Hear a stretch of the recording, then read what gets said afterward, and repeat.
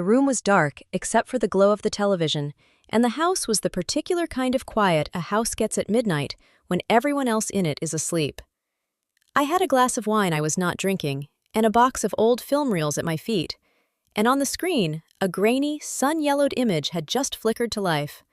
A backyard. A summer decades gone. A small girl in a striped swimsuit squinting at the camera. The small girl was me, and I sat in that dark room and watched myself at 5 years old, and within about 90 seconds, I was crying so hard I had to pause it, because the home movie was already telling me something about my father that I had been wrong about for 43 years. I had pressed play expecting nostalgia, a little sweetness, a little ache, old summers. What I got instead, over the next several hours, was the complete dismantling of the single oldest belief I had ever held, the belief that my father did not love me. My name is Heather Cole. I am 43 years old, and I work as a speech-language pathologist in Columbia, South Carolina. I spend my days helping people find the words they cannot reach, which is its own quiet irony, because this is a story about a man who never found his, and a daughter who spent 4 decades not knowing how to listen for them anyway. I am going to tell you what was on those reels, but first you have to understand my father and the cold, silent house I thought I grew up in. And I want to say one thing about that phrase before I go on, the house I thought I grew up in, because that is the strangest discovery in this whole story, stranger even than the reels themselves. It is that 2 people can live in the same house for 18 years and afterward be carrying 2 completely different houses inside them. My mother's childhood home and my father's and mine were the same set of rooms, and yet the house I carried out of there and into my adult life, the cold and careful one, turns out to have been substantially built by a 9-year-old's misreading. The walls were real, but the temperature, the thing I was most sure of, the thing I organized a life around, the temperature I had gotten wrong. Keep that in mind as I tell you the rest. The house you remember is not always the house that was there. My father's name was Raymond. He died a little over a year ago, at 79, and I want to be honest about the grief I felt at his funeral, because the honesty is the whole beginning of this. I should tell you, before I go further, that I had loved my father. I want to be precise about that, because it is easy to hear this story and assume there was anger in our house, or estrangement, or some open break. There was none of that. I called my father. I visited. I would have told anyone who asked that we had a perfectly fine relationship, and we did. The wound I am describing was quieter than a rift. It was not that I was angry at him.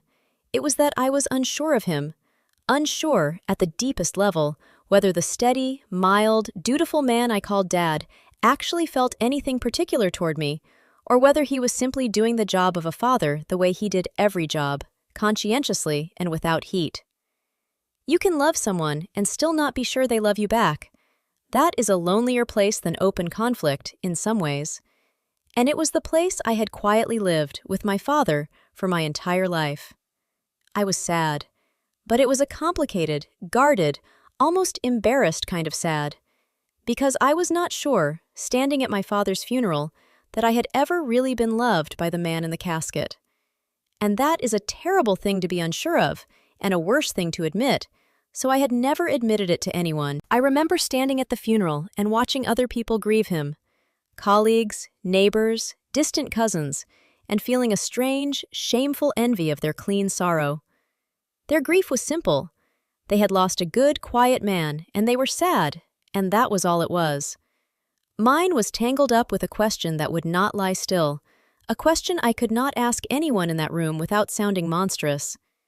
Did he love me? I was a 42-year-old woman, and I was standing over my father's casket, genuinely not knowing the answer, and I had to keep my face arranged into ordinary daughterly mourning, while underneath it, that question turned and turned. I drove home from the funeral thinking that I would simply never know now, that the man had taken the answer with him, and that I would carry the not knowing for whatever was left of my own life. Let me tell you about Raymond Cole, the father I believed I had. He was a quiet man, not cruel. I want to be clear, my father was never cruel, never cold in a hard or hurtful way. He was simply absent while present. He went to work, he came home, he provided for us steadily and without complaint. He sat at the head of the dinner table. But the things I watched other children receive from their fathers, the easy affection, the pride said out loud, the arm around the shoulder, the words, those things did not come from mine. My father did not hug me. I cannot recall him ever once saying, "I love you" to me. Not when I graduated, not at my wedding, not ever. He was a man behind a kind of glass, and I grew up on the other side of it, pressing my hand against it and getting back a calm, mild, unreadable expression. And a child cannot live with an unanswered question. A child has to decide. So, somewhere around the age of 8 or 9, I decided that my father did not particularly love me, that he was a decent man doing his duty by a daughter he felt no special warmth for. And I carried that decision, fully formed, from the age of 9 all the way to the age of 43. There is one memory that I had treated for decades as the proof of everything. I was 9, and it was a school recital, and I had a small part, and I found my mother's face in the audience easily, but my father beside her was not looking at me the way the other fathers seemed to look at their children. He had a mild, pleasant, faraway expression, the same one he wore at the dinner table, the same one he wore everywhere. And 9-year-old me, scanning that audience, made the ruling that would govern the next 34 years. I decided his face was the face of a man who was simply not very moved by me. I want you to hold on to that memory, the recital and the mild, faraway face, because the reels were going to give it back to me completely transformed. And I will tell you, before this is over, what my father's faraway expression had actually been. I want to tell you what that belief did to my life, because it did not stay politely in the past. It followed me everywhere. It made me a person who was, for decades, quietly hungry for proof that I was loved, and quietly certain it would not come. It strained things with my father all through my adulthood. Our phone calls were short and dutiful, and I kept them that way, because what is the point of reaching toward glass? It even reached into my marriage, into my own parenting. I have a daughter of my own, Abby, who is 13 now, and I have spent her whole childhood almost frantically saying the words to her, hugging her, telling her out loud, overcorrecting, I see now, against the cold house I believed I had grown up in. My father's supposed coldness was the quiet, defining wound of my life. And he died, and I stood at his funeral still believing in it, and I thought that was simply the end of the story. A daughter who was provided for but not adored, closing the book on a father she had never quite reached.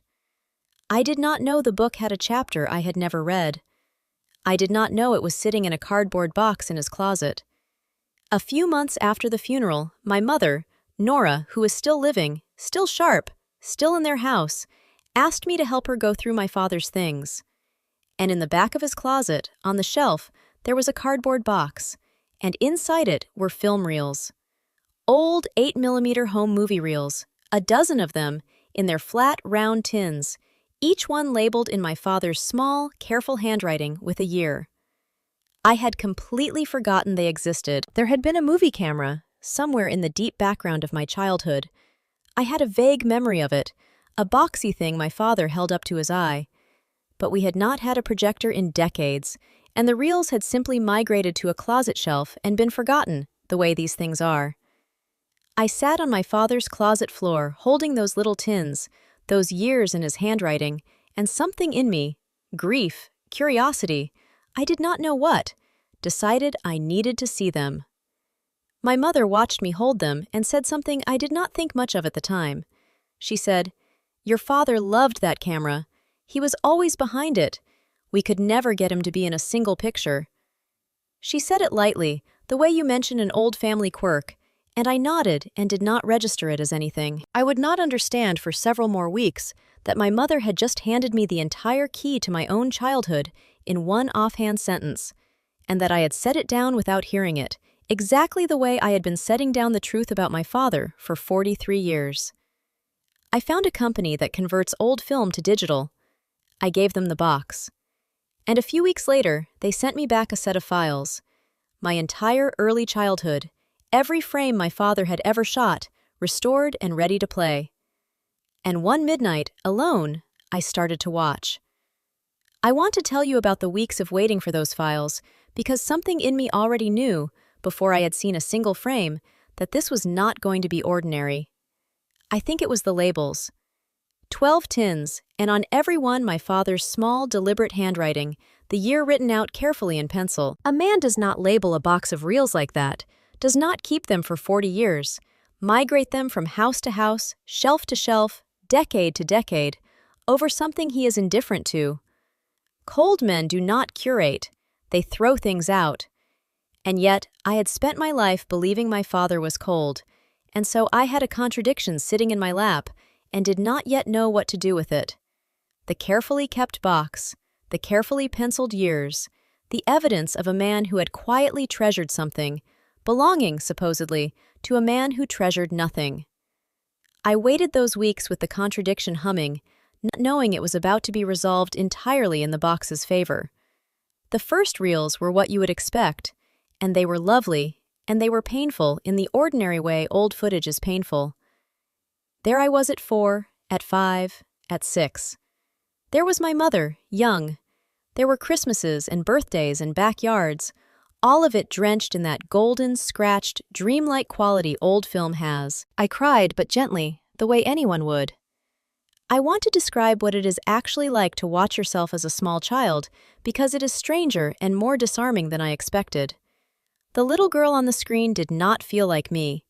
She felt like someone I was being introduced to, a separate small person, trusting and unguarded and entirely unaware of the 40 years coming for her. And I found myself watching, feeling protective of her, almost tender toward her, the way you would feel toward any child. And that, I realize now, was the crack the rest of the night poured through. Because for the first time in my life, I was looking at my childhood from the outside, instead of from within my own old grievance. I was watching it the way a stranger would, or the way, it would turn out, my father had. And once you are looking from the outside, you start to see what is actually in the frame, instead of only what you always assumed was there. And then, somewhere in the second hour, I noticed the thing. And once I noticed it, I could not stop noticing it, and it changed everything. It started as a small, almost administrative observation, the kind of thing you notice and dismiss. I had been watching for a while, reel after reel, and at some point a thought surfaced, quiet and practical. Where is Dad? I had been looking at my mother, young and laughing. I had been looking at myself endlessly. I had seen aunts, a grandmother, neighbors, but I had not seen my father. Not once. And my first reaction was the old, reflexive one, the groove worn so deep over 40 years that my mind slid straight into it without my permission. There it is, the thought said. Even in his own home movies, the man is not present. Even here, he could not be bothered to be in the picture with us. I actually felt the old familiar ache rise up, the small, cold confirmation. And then, a few seconds later, the real answer arrived, and the ache stopped halfway up my chest and turned into something else entirely. My father was not in the movies. Almost never. Reel after reel, year after year, hours of footage, and my father, Raymond, barely appeared in a single frame of any of it. And for one cold moment I thought, there it is. Even here, even in the home movies he is absent. And then I understood. I understood why he was not in front of the camera. He was not in front of the camera because he was always, every single time, behind it. My father was the one filming. Every reel in that box, every golden second of my childhood that had survived, existed because Raymond Cole had been standing just out of frame, holding a camera to his eye, pointing it at us. Pointing it, I began to realize as I watched, almost entirely at me. Because that was the next thing I saw, and it took the floor out from under 43 years. The camera loved me. I do not know how else to say it. Reel after reel, the lens found the small girl in the striped swimsuit, and it stayed on her. It lingered. When I did some tiny, unremarkable thing, concentrated on a sandcastle, lost a tooth, spun in a new dress, the camera pushed in closer, held longer, drank it in. A man does not film like that out of duty. You do not point a camera at a child for hours, across years, following her, framing her, zooming slowly in on her ordinary face, because you feel mild and unbothered about her. The footage was not the record of a cold man's obligation. It was, I slowly understood, hour after hour after hour, the most patient and sustained act of attention I had ever witnessed. My father had spent my childhood unable to look away from me. He had simply been doing it through a viewfinder where I could not see his face, and so I never knew. I started to notice the pattern of it once my eyes had adjusted to what I was seeing. My father did not film events the way most people film home movies. He did not really care about the birthday cake or the Christmas tree or the milestone. He filmed me. There is a reel that is supposedly of a family picnic, and there is almost nothing of the picnic in it. It is 4 minutes of the camera following a 6-year-old around a park, watching her examine a leaf, watching her talk to a dog, watching her do nothing in particular. Any other cameraman would have panned away to the food, the relatives, the view. My father never panned away. The camera stayed on his daughter with a kind of helpless constancy, as if turning it elsewhere had simply not occurred to him as an option. I sat there in the dark, realizing that I had been looking for 2 hours at undeniable proof of a thing I had spent my life certain was false. That I had been, to my quiet father, the single most interesting thing in any room he ever filmed. And then I reached the reels that had sound, and the sound is the part I have to tell you about most carefully, because the sound is what broke me open completely. The later reels, from when I was a little older, had captured audio, thin and crackling, but there. And on those reels, for the first time in my life, I heard my father the way he was when he did not know he was being recorded as himself, when he thought he was only the invisible man behind the lens. I heard him narrate me. Quietly, almost under his breath, the way a person talks to himself, my father would murmur as he filmed. "There she goes," he said, watching me run. "Look at her." When I did something clumsy and laughed, you can hear him laugh too, low and delighted, off camera. When I got frustrated with a kite that would not fly, you can hear him say, soft and warm, "You've got it, Heather. You've almost got it." 43 years I had waited to hear that voice sound like that, and it had been on a reel in a closet the whole time. There was one moment, on a reel from a winter when I must have been about 7, that I have watched more times than any other. I had fallen in the snow and started to cry, and you can hear my father's voice come in very fast and very low.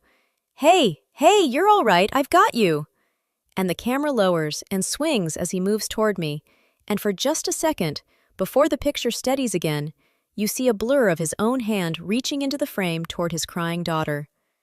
That blurred hand undid me, because here was the man I had filed away for 43 years as someone who never reached for me, and the footage had caught him doing exactly that, instinctively, the instant I was hurt.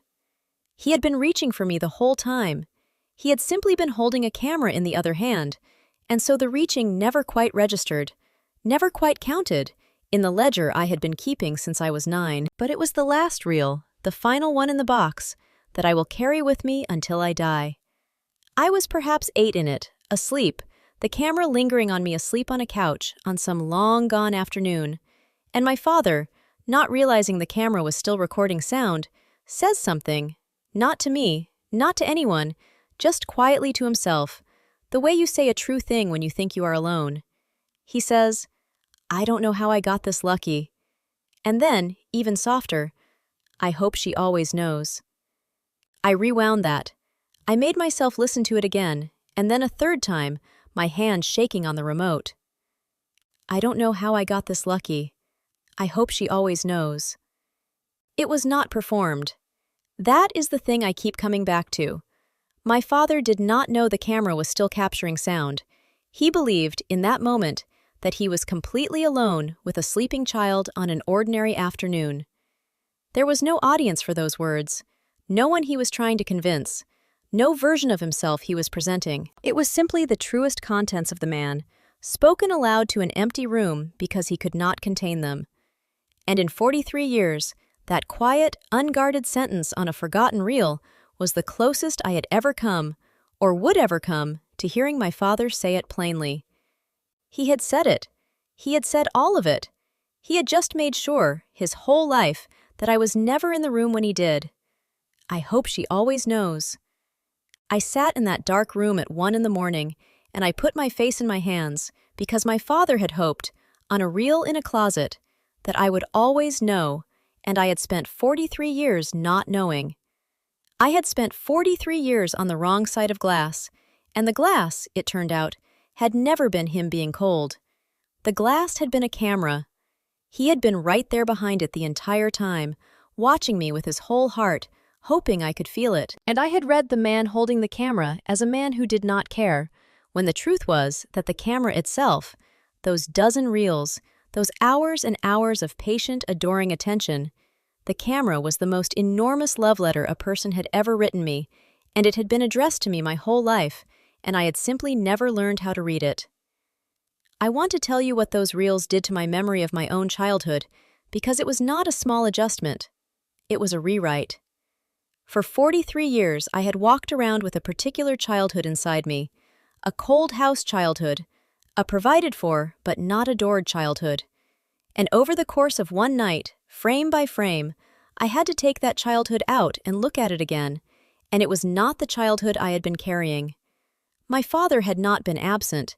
He had been the most attentive presence in every room, just silent and just behind a lens. The man I had built my life's central wound around had, the footage proved, been quietly besotted with his daughter from the day she was born.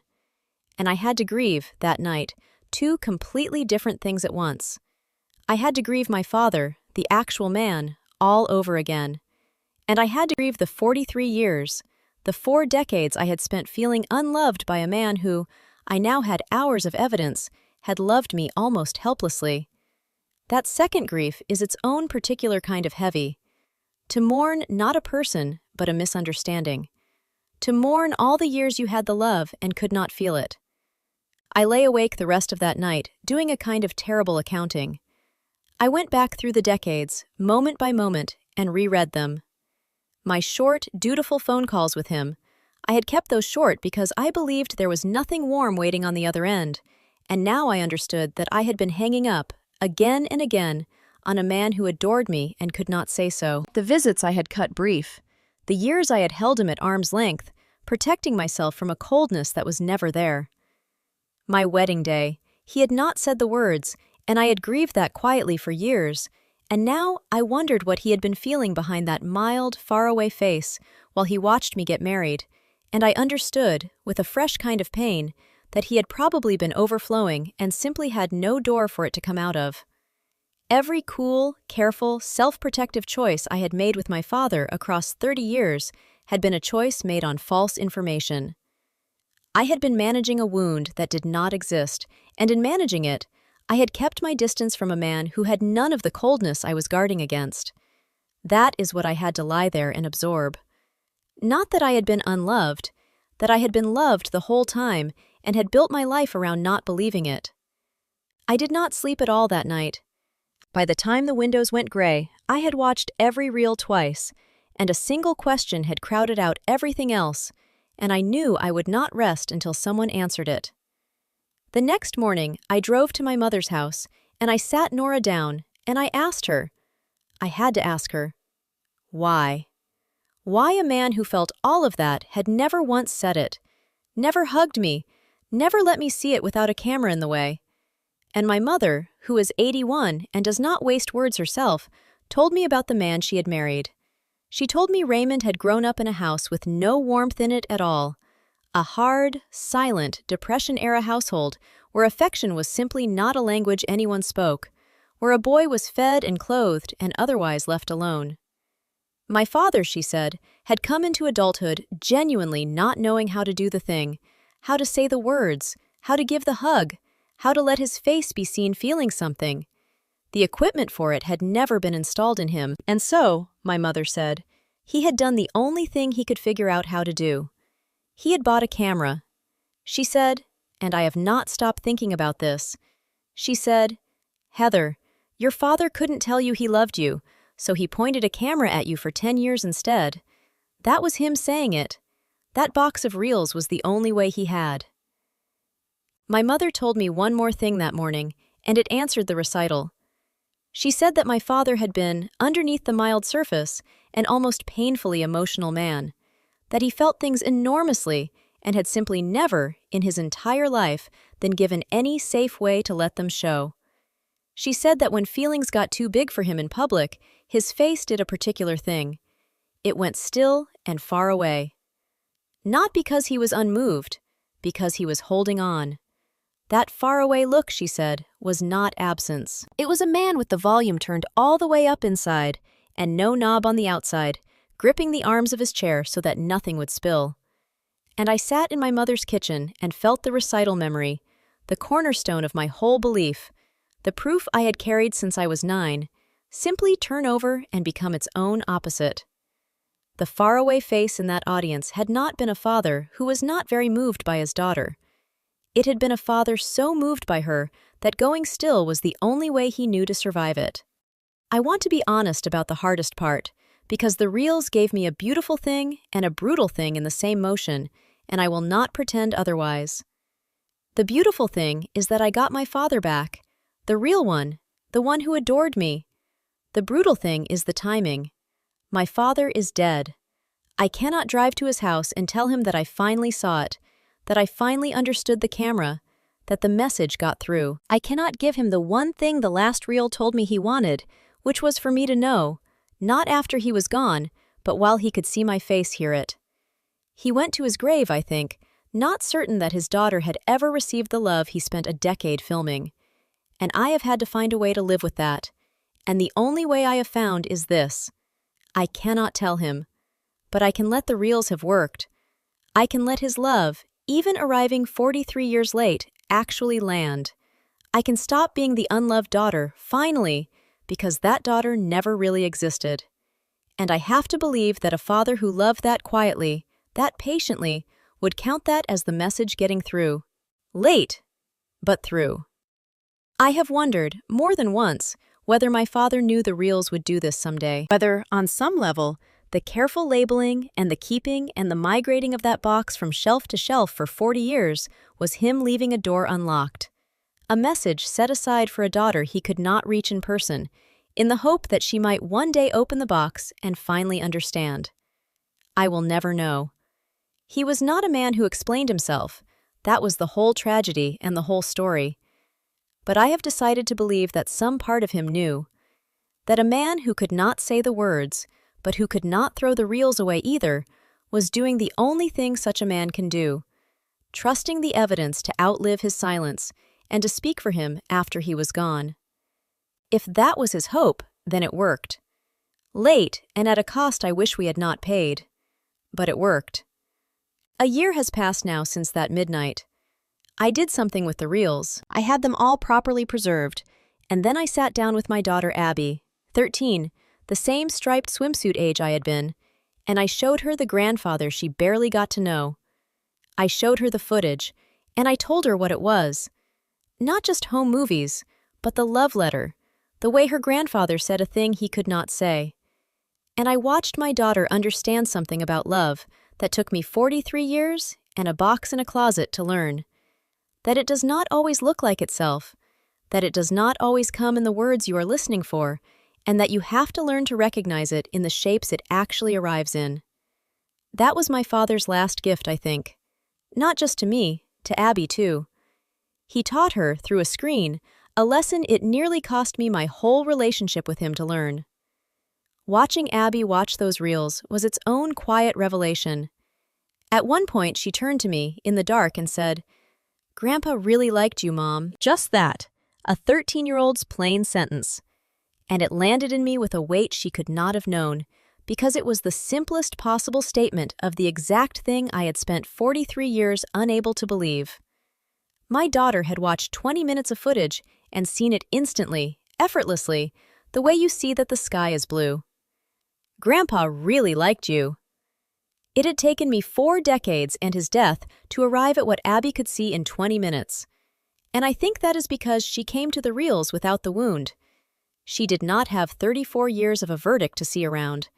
She just watched a man point a camera at a little girl he loved, and she understood it immediately, because that is, in fact, all it had ever been.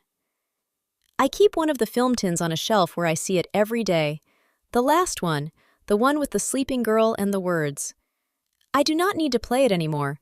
I have every second of it memorized. There are evenings still when I take that tin down and just hold it. The cool weight of it, the year in pencil on the side in his handwriting. It has become a strange kind of companion. For most of my life, when I needed to feel my father's love, I had nothing to reach for. There was no warm memory to take down off a shelf, only the glass and the faraway face. Now I have this. A small, round tin that holds, I know, 10 seconds of my father saying the truest thing in him to an empty room. I will never again have to wonder. Whatever else I got wrong, and I got a great deal wrong, I will go to the end of my own life certain of the one fact that the 9-year-old could not be certain of. I was loved. It is an ordinary sentence. It took me 43 years and a box of film to be able to say it. But I keep the tin where I can see it, because for 43 years I believed my father never told me he loved me, and it turns out he told me constantly. He told me in 8mm of film, a frame at a time, for 10 years. I just had to grow up and lose him and sit alone in a dark room before I finally learned the language he had been saying it in. I want to leave you with the two things this taught me. The first is about the parents and the people who do not say it. If you grew up with a mother or a father who never spoke the words, who never gave the easy affection, I know how a child reads that. A child reads it as a verdict. I am not loved. But I am asking you to consider, before you carry that verdict for 43 years the way I did, that some people are never taught the language. Some people come out of cold houses genuinely without the equipment for open affection, and the love is still in them, every bit of it, and it comes out sideways, in the shapes they can manage. It comes out as the lawn always mowed, the car always running, the bill always paid, the camera always pointed at you. Before you decide a quiet parent did not love you, look hard at what they did instead of saying it. Their love may be sitting right in front of you, in a language you were never taught to read. The second thing is for those of us who are the quiet ones, and for everyone who loves a quiet one. My father's love was real, enormous, lifelong, and it very nearly failed to reach its own daughter because he could not say it and I could not read it, and so it sat in a box for 43 years, almost lost. Do not let that be your story. If you love someone, find a way to say it that they can actually receive, not the way that is easiest for you, but the way they can hear. And if someone in your life loves you in a language you find hard to read, the gruff one, the practical one, the one who shows up but never speaks, try, while they are still here, to learn it. Do not wait, as I did, for a dark room and a box of reels and 43 years too late. The love is so often there. Make sure it arrives. If this story landed for you, drop the word reels in the comments below. I read them. It tells me which stories are worth telling next. Subscribe for new stories, real patterns, full narratives, the long game. 2 small pieces of wisdom from this one before I go. First, before you decide a quiet parent did not love you, look at what they did instead of saying it. A child reads silence as a verdict. I was not treasured, and carries that verdict for decades. But some people are simply never taught the language of open affection. They come from cold houses with the equipment missing, and their love comes out sideways instead. The steady provision, the quiet attention, the camera always pointed your way. The words you were waiting for may never have come because the person could not form them, not because the love was not there. Look past the missing words to the things they actually did, and you may find the love was in front of you all along. Second, make sure your love arrives in a language the other person can actually receive. It is not enough for love to be real and to be felt inside you. It has to cross the distance and land. My father's love was vast, and it still nearly never reached me because he could only say it one way, and I never learned to hear that way. So say it in the form they can take in, not only the form that is easiest for you. And if someone loves you in a language that is hard to read, the gruff, the practical, the unspoken, learn it while they are still here to know that you did. Do not let real love sit unopened in a box. Learn to recognize love in the shapes it actually comes in. I'll see you next time.